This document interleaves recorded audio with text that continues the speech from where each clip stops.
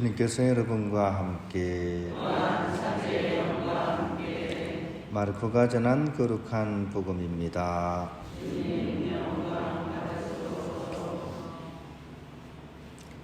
그때 바리사이들이 와서 예수님과 논쟁하기 시작하였다. 그분을 시험하려고 하늘에서 오는 표징을 요구하였던 것이다. 예수님께서는 마음속으로 깊이 탄식하며 말씀하셨다. 어찌하여 이 세대가 표징을 요구하는가? 내가 진실로 너희에게 말한다. 이 세대는 어떠한 표징도 받지 못할 것이다. 그러고 나서 그들을 버려두신 채 다시 배를 타고 건너편으로 가셨다. 주님의 말씀입니다.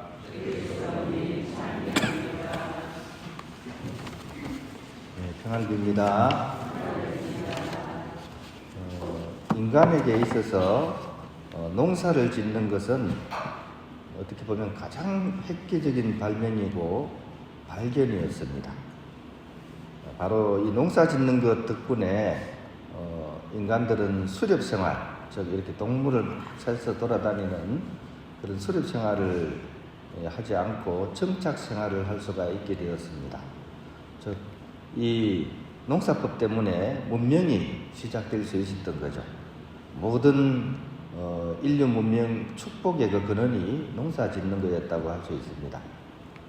조건이 있죠. 짧게 보면입니다. 짧게 보면.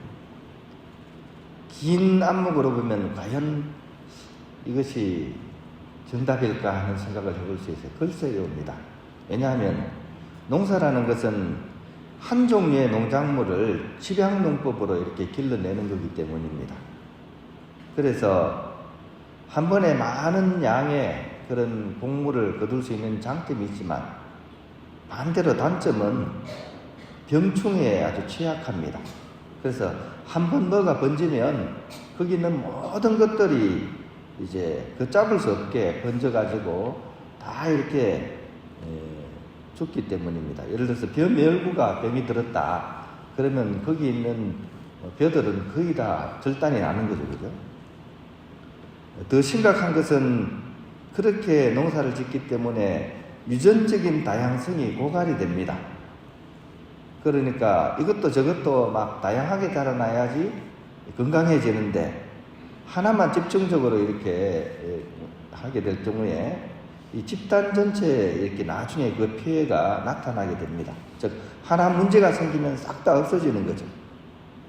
특히 요즘은 유전자 조작 시대죠, 그죠? 그래서 모든 것을 유전자 조작을 해가지고 하나로 이렇게 모읍니다. 지금 사과 같은 것도 보세요. 사과가 옛날에 종류가 굉장히 많았죠. 지금은 부사 하나로 끝나버렸죠, 그죠? 근데 이게 좋은 게 아닙니다.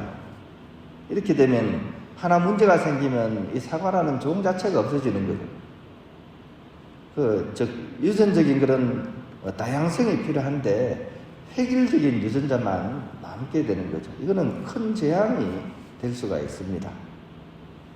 좀 얘기가 좀 이상하게 시작이 됐지만 오늘 복음에 보면 이 종교적인 문제도 사실 그런 위험 요소가 분명히 있다는 사실을 우리에게 알려줍니다. 일명 신관의 문제입니다. 하느님을 어떻게 바라보느냐? 어떤 하느님이냐? 나는 어떤 하느님을 믿느냐 하는 문제입니다. 여기에 따라 우리 신앙생활에 성패가 달려있다고 해도 과언이 아닙니다.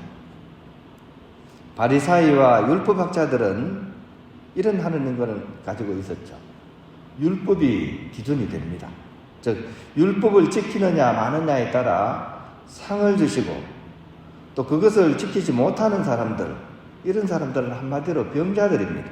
아니, 죄인들입니다. 즉 병자나 가난한 자나 이런 사람들은 다 죄인들입니다. 그래서 이 죄인들에게는 벌을 주시고 율법을 지키는 자기들은 상을 주시고 이런 하느님입니다. 하느님 모습은 이거 하나라고 우기는 사람들이었습니다.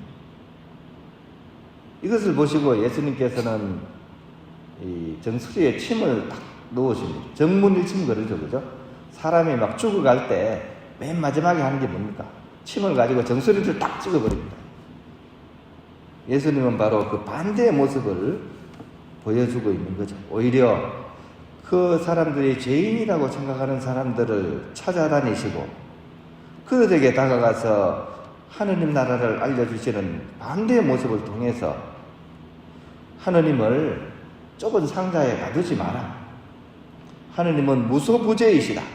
아니 계신 곳이 없는데 그렇게 갇혀 계실 리가 없다. 그렇게 되실 수도 없다. 이런 측면에서 반대되는 행동을 하십니다. 이 모습을 본 율법학자와 바리사이대의 그런 반응은 어떻습니까? 조금 어려운 한자인데 경강부입니다. 그죠? 경과를 할 때 딱딱할 견자, 그 다음에 굳셀 강자, 붙을 붙자, 목을 회자입니다. 즉 온당한 이치를 살피려고 하지 않고 가당치 않은 말을 끌어다가 자기 주장을 합리화하는 것, 이게 경강부입니다. 그래서 이들은 표징을 보여라 하면서 이제 예수님께 달려듭니다. 그러니까 이걸 보니까 이제 예수님께서는 탄식을 하십니다. 어찌 이 세대가 표징을 요구하는가? 답이 없는 사람들인 거죠. 그리고 실제로 이 사람들은 답이 없는 인생을 살다가 갔습니다. 그토록 입으로는 하느님을 섬겼지만 결국 하느님을 만나지 못하고 세상을 쓰러져간 사람들.